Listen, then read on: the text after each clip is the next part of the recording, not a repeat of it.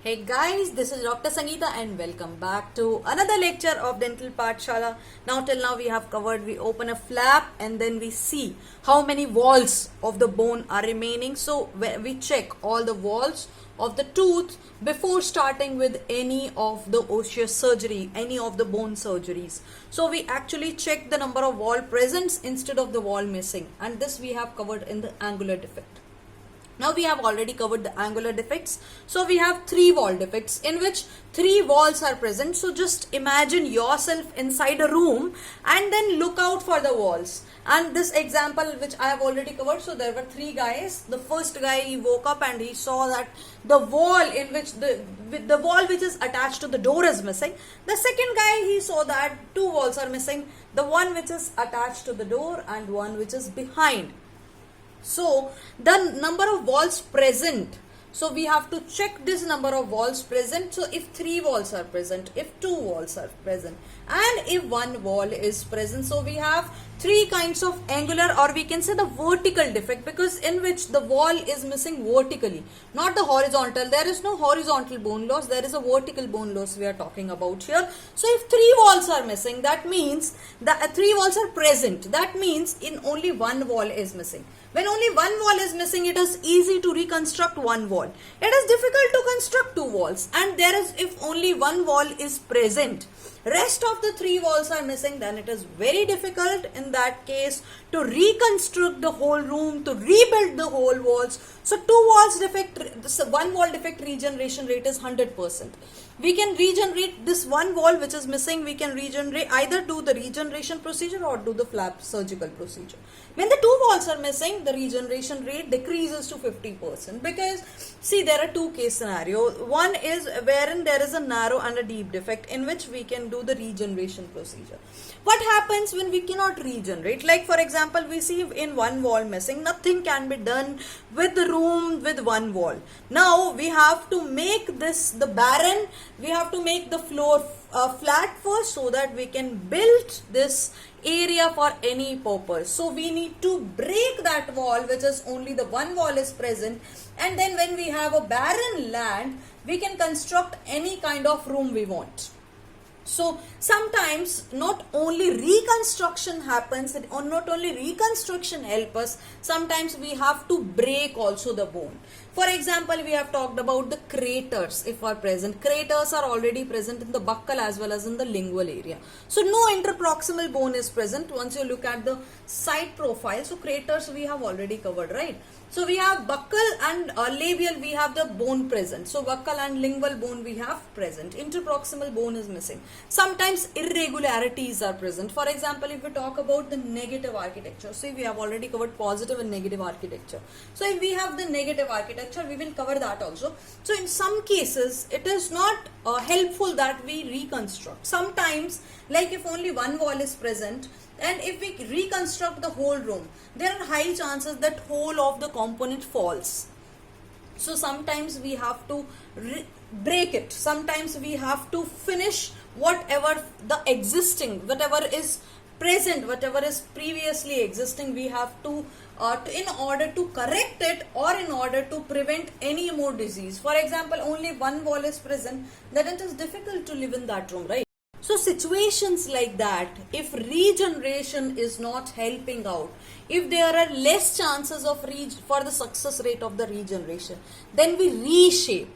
Then we reshape the marginal bone, the bone which is adjacent to the alveolar processes. The damage, we remove the undamaged. In case if it is required, we remove the undamaged part also, in order to smoothen, in order to flatten, in order to decrease the more enlargement, the more enhancement, the more progression of the disease. In order to do that, we remove some part of the bone. Now today's topic, we are going to talk about removing that part of the bone. Instead of regenerating it, we are removing the bone in order to progress the in order to progress the disease, in order to convert the pocket into a shallow sulcus, so that the patient can do the cleaning part. Suppose if one wall is present, it is difficult to clean all these things. So some case scenario, sometimes we have to just remove this, so that the land we have is empty land. So we get some excess to the pocket so that there is no further involvement, there is no further progression of the disease. In order to do that, we are making this area, we are making the furcation area. So this is the furcation area. And if in case wherein we have already talked about, wherein if we talk about the grade 3 furcation, for example, if we say, so sometimes we have to remove this little part, and once we remove this little part, then we have the access to the furcation. So it is easy cleansable with the help of interproximal brushes. So basically the patient can maintain his hygiene, and once the patient can maintain his hygiene, once there is no plaque accumulation, then there are high chances that we may stop the disease. If not treat the disease, at least we can stop the disease. So this is the main goal of the resective osseous surgery. We are removing the part instead of regenerating in order to stop the disease, not progressing the disease furthermore. So this is all about the resective osseous surgery, and let's dive into more detail into resective osseous surgery.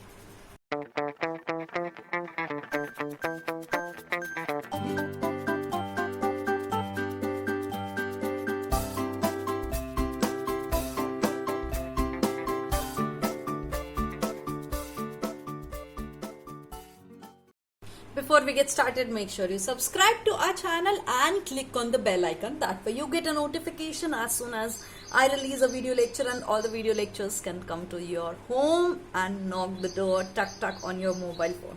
So talking about the resective osseous surgery, now we have two kinds of surgeries. If we are performing any bone surgery, so osseous surgery is performing any bone surgery. So if we are performing any bone surgery, it can be of two types. One is adding on to the bone surface. Whatever the defect is there, we are adding on to the bone. So that would be a additive osseous surgery. So additive osseous surgery would be a restoring bone to its existing level of the bone.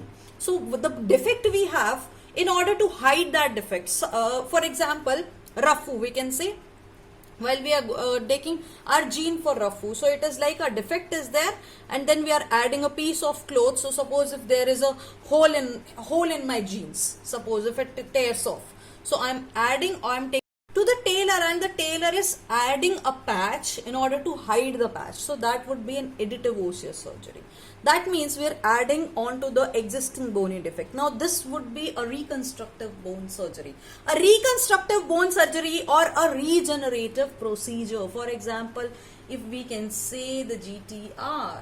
So in that case, we are adding on something, or I can say the bone graft. So basically bone grafting, GTR will be covered in the next video, and bone grafting is adding on to the bone. So basically it can either be the bone grafting, it can be from a body part, that would be an autogenous bone graft, and a graft which we are taking from the outside, it can be a xenograft also, it can be any kind of a bone graft. So adding on to the defect of the bone, adding on to the bone to hide the defect. So it is like a RAFU. And subtractive bone defect is when the resultant cannot be obtained from the regenerative procedure, but the desired result we want, we cannot. So suppose if the defect, or suppose if there is a hole in my arm, suppose not in the jeans, or suppose in the jeans only, but the hole is very big enough hole, and if I add a piece of cloth, and that would really look awkward, and it will really look bad, and in order to hide that, I'm not going to put a patch of cloth on it, I'm just cutting the jeans and making it a half pant. So this would be a great idea in order to reuse the jeans again. So like that, it is a subtractive osseous surgery in which we cannot add, because the defect is so big that we cannot add into the defect, and it is not going to work. So in that case, I'm just removing the part of the defect out of the body, or out of the bone, or whatever the thing is, or out of the cloth. So I'm subtracting from the surface of the bone, subtracting the defect in order to make it a little bit working, in order to stop the disease, in order to stop progressing the disease. So it is subtractive osseous surgery is about killing what is already dying. So anyhow the tooth is going to be extracted, the tooth has little to no prognosis. Right, alright, so in that case, we cannot add, bone graft won't help much. So that case we are just removing the part of the defect. It's like the limb which has already infected with the septicemia, and if we continue to keep that limb along with the body part, and it is going to affect the whole of the body. So that case, what do? We just remove that part of the body, right? So that the same way is the subtractive osseous surgery. It is as simple as that. Just subtracting from the bone. Osseous means bone. Surgery means surgery. Subtracting means it is removing. We are removing the bone part. Now it can be osteoplasty and osteectomy. Now there is a difference between osteoplasty and osteectomy. Osteoplasty is the reshaping of the bone. See, osteo means bone, okay? So osteo means bone anyhow. Plasty and ectomy. Ectomy I have been always telling you is the removal. So total removal. So basically we are removing the part of the bone. It would be an osteectomy. Now osteo, what do you mean by then osteoplasty? Because again we are removing little bit part of bone only. Then what difference would it make between the osteoplasty and the osteectomy? The difference is that osteoplasty means I have been always telling you it's like a kind of a plastic surgery. So when you are doing plastic surgery, you don't want to harm any of the face surface, right? Because if you are doing plastic surgery, then the face should look nicer. That is the reason you are doing plastic surgery, and I have been always telling you to correlate this plasty word with a plastic surgery. Now this plastic surgery or osteoplasty is the reshaping of the bone without the removal of tooth supporting bone. So whatever bone which is lying adjacent to the tooth surface area, whatever the part of the bone which has the PDL, we are not removing that bone. Instead of that, we are removing, either we can remove the interdental bone, this bone we can remove, which is not touching, which is not in the surface of the tooth supporting bone. We are, if in case we are removing the tooth supporting bone, then we would say it is an osteectomy. And if we are not touching the tooth supporting bone, then that is osteoplasty. Now this is the difference between osteoplasty and the osteectomy. This chapter we are going to talk about the resective osseous surgery, in which this resective osseous surgery is a subtractive osseous surgery, in which we are removing the bone. So it would be an osteoplasty either or osteectomy. The father of osseous surgery is Schluger. So Schluger is a father of osseous surgery. Now resective osseous surgery is resecting the bone. Always it is like a dissecting the bone. So resective means it is a subtractive osseous surgery.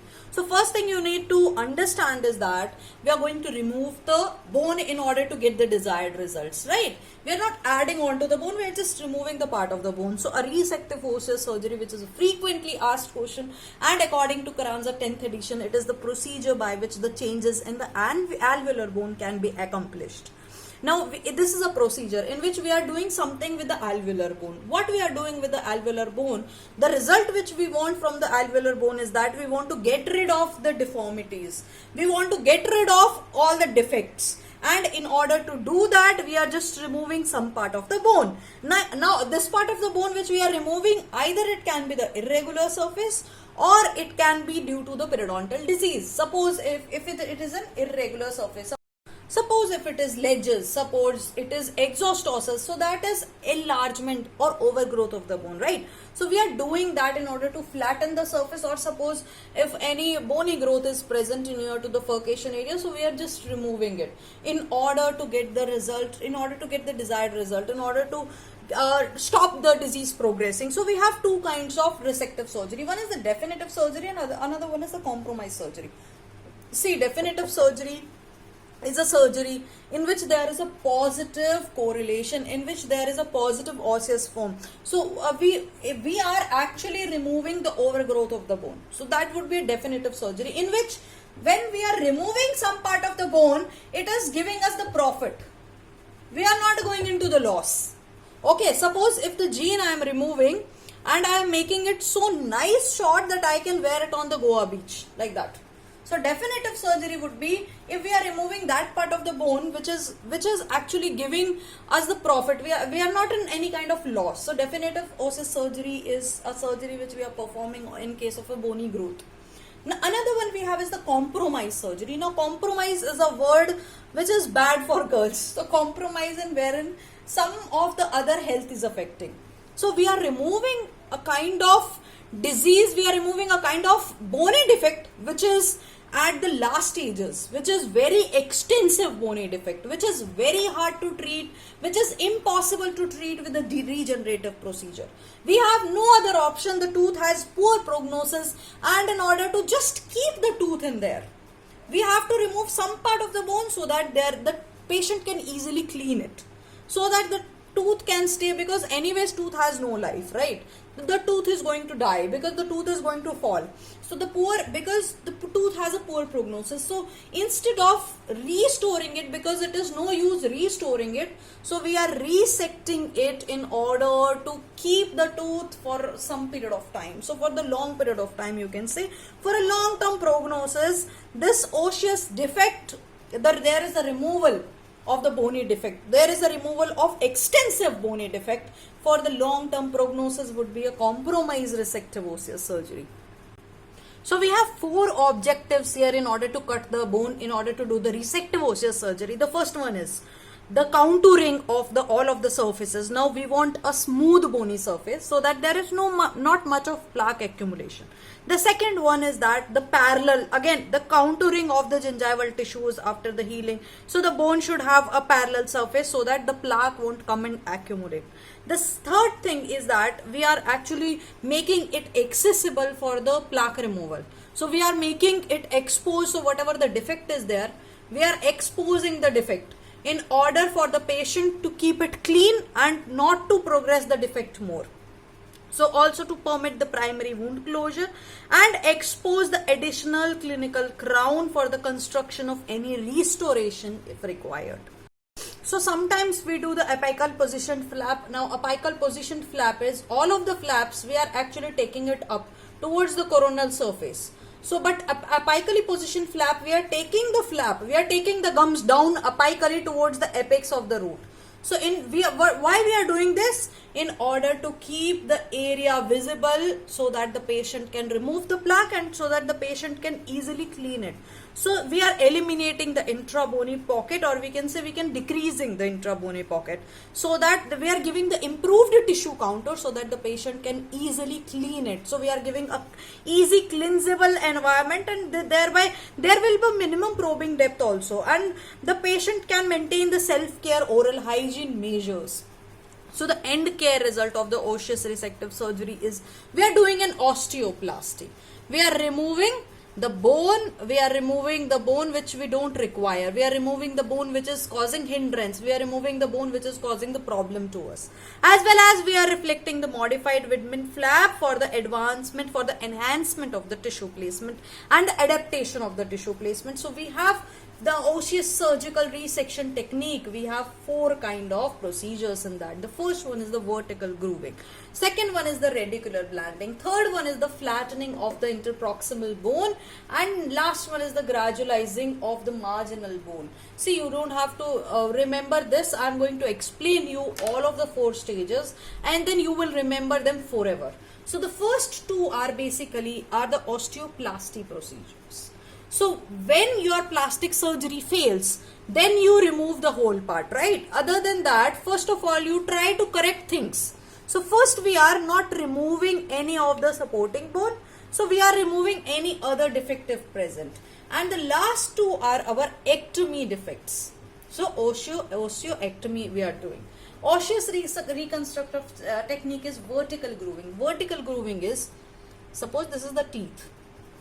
So we are making grooves. If you have seen veneers, or if you have seen the laminates and veneer technique, we first make grooves onto the surface of the tooth. Suppose this is the surface of the tooth. So we first make the indentation so that we don't trim extra, so that we have the idea that this much of the surface we have removed. So with the help of a burr, we first make the indent. So like that, like the same way we do in the veneers, like that we are making grooves in the interproximal bone. So first we are making the grooves in the interproximal bone. That is the vertical grooving. See, as the name suggests, we are first making the vertical grooves. So that is the vertical grooving. The next one is the radicular blending. Now the second thing, like how we do in the laminate and veneer, you will be like, ma'am, because you are prosthodontist, that's why you are telling like this. No, I am not correlating, because yes, of course, because whatever I read it, the first thing comes to my mind is like, because all these times I have just read prostho only. 3 years is a big time. Now coming to end 1 year of teaching also. Now coming to the radicular blending. Radicular blending is when we are blending it. So like veneers, like how we do, first we make the grooves and then we blend it. We merge all of the grooves and make it a smooth surface. So like that, radicular means towards the apex because we are talking about bone in here. And blending means like you are making your Dalgona coffee. So you are blending the coffee well, right? So that's how we are blending all of these grooves which we have made and make it a smooth surface. So these are our plastic procedures, the vertical grooving and the radicular blending. It's very easy. Now you know that first we make the groove and then we blend all these grooves. So because these grooves are vertical in shape, so this is the vertical grooving, and because these grooves are at the apex of the teeth, because these grooves are made at the bony area, so we have the blending, which is the radicular blending. So these were the plastic procedures. Now we have the ectomy procedures. Now you see, if craters are present, or suppose if any irregular bone is present, because some of the bone has resorbed, some of the bone is not resorbed. So like that we have this kind of bone. In this case, in the interproximal bone, can you see this is not regular? So we are flattening this interproximal bone. So we are flattening this like this interproximal bone. So that will be the flattening of the interproximal bone. And the next one is the gradualizing the marginal bone. So gradualizing the marginal bone is when the marginal bone, when the bone which is present at the margins of the teeth, which is close to the cemento-enamel junction. So this bone, we are contouring this bone. So this is the proper contouring of the bone which is at the marginal level is the gradualizing marginal bone. So we are gradually, recontouring the marginal bone in order to get the sound structure so that the patient can easily remove all the plaque and there is not much of plaque accumulation. So these are the osseous techniques. The vertical grooving, we'll talk these techniques one by one in detail. So vertical grooving, radicular blending are the plastic procedures, and flattening of the interproximal bone, the interproximal bone is flattened, and then the marginal bone is also gradualized, and there is also a reduced, like the contour of the bone, we also reduce the marginal bone. So in order to make these grooves in the bone, we have some instrument, we have bone rongers, we have carbide burrs, round carbide burrs to make these grooves, vertical grooves in the bone. We have diamond burr also, and some interproximal files. Now these interproximal files, we have two kind of interproximal files. The one is the Sugarman and the another one is the Schluger. So the Schluger one is the curved one. So like this, Schluger. This is an interproximal file in which we make the groove for making the vertical grooves. And like that we have a straight one, which is our Sugarman. So you can see, you can remember it as sugar, sweet. So this guy is very straight. Even though he is sweet, but he is very straight. So we have interproximal files, the Schluger and the sweet Sugarman. So also we have back action files, back action chisels. So the back action chisels, we have the back action chisels actually have the cutting edge is towards the facing the back. So like that we have, see like that. We have back action chisels. Also you can Google it. You can Google all these pictures. So like that we have chisels also. And we have ocean beam chisels. So these ocean beam chisels are paired. So like that we have. Also you can Google it. So this, like this, we have an ocean beam chisel. So basically all these instruments are used for osseous resection, are used for vertical grooving. So the first step is the vertical groove. So we make the vertical grooves in the bone. So this is like that. These are our teeth, and in the bony area, in the marginal bony area, we make these grooves. So like that we make these grooves to reduce the thickness of the alveolar housing. Now it can be defined, it can define the journal thickness also. Now these actually, where these grooves are used, why are we making these grooves? In case we have a thick bony margin, in case we have shallow craters present. So the area which requires the bone to be trimmed is we use these vertical grooves. So maximum maximum we use in the osteoplasty and minimum we use in the osteotomy. Basically, we make these grooves inside the bone. So we are making these grooves. So like that, these grooves will be, because suppose this is the surface of the bone, so like that we trim this surface. So like that we make the grooves in the, or holes. Basically we are just making like how we make in the veneers, like that we make grooves. But these grooves are contraindicated wherein there is a close root proximity of the bone. So like that, where there is very closely root is the bone, the alveolar bone is very thin. So in case if we make these grooves, we are going to expose the root, and there may be a fenestration or dehiscence which we may develop, which was not earlier. So we have to make sure that we don't use these vertical grooving in the thin bone. Otherwise there will be window or fenestrations or dehiscence will be created in the bone itself if we are making these grooves in the thin bone. So after we make these grooves, we blend it. We merge all these grooves. So like that we have indents, right? So now the second part is that we are making smoothening it. We are blending it. For the good flap adaptation, we are gradualizing the bone over the radicular surface, and this provides a better result with the vertical grooving, because vertical grooving we have just made the grooves. Now there can be a plaque accumulation, so it is important for us to just blend all the grooves which we have made. So bony defect that are entirely treated with the vertical grooving and the radicular blending are like shallow craters. So suppose if any shallow craters are present, craters are basically which the bone which is present in the buccal and only the lingual area. So we can also, wherever we have thick osseous ledges, suppose we have here somewhere we have a thick bony part. So I have been telling you this, that in case we have a bony enlargement, we have like exostosis, like we have ledges, bony ledges. So bony ledges are basically, this is the bone surface. So like that we have some ledges present, overgrowth of the bone. So in that case we are just trimming this part of the bone and we are smoothening it. So that way the bone becomes the smooth. So all these procedure wherein basically there is a overgrowth of the bone, like the bony ledges, or we can say the shallow craters. So all these procedures, all these defects can be treated only with the vertical grooving and the radicular blending. Also for class 1 and class 2, early furcation involvement can only be treated with the vertical grooving and the radicular blending. We don't have to go for any of the advanced surgical procedure for class 1. Basically we talk about that is the class 1 furcation area. So class 1 furcation area, close to the furcation, we will cover that all in the furcation treatment also.